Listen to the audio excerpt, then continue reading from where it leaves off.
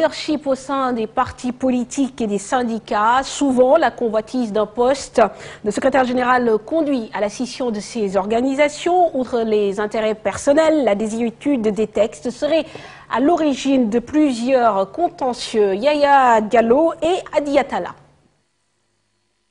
Un sigle de permanence, un phénomène qui s'est accru depuis 2000.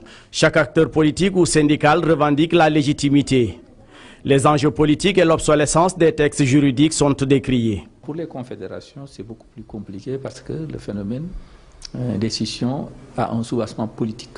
Donc, est-ce que le syndicat est plus favorable au régime existant ou il n'est pas favorable au régime existant?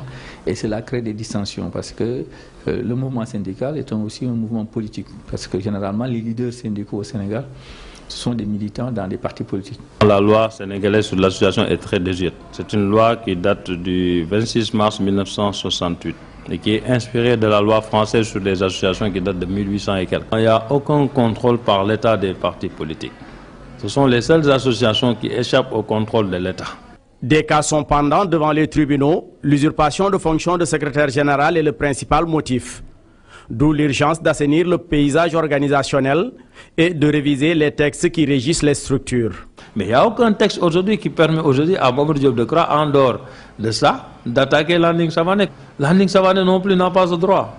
À mon sens, le problème qui se pose, c'est un problème de texte. Il faut des textes clairs qui disent les assemblées générales doivent se dérouler de telle sorte, supervisées par telle autorité. À la suite de cette supervision, maintenant, voilà l'autorité les autorités et les instances qui en sont issues sont les seules qui sont reconnues valables.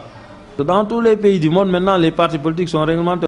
Avec l'avènement de l'alternance, certains partis politiques et organisations syndicales sont phagocytés, d'autres scindés.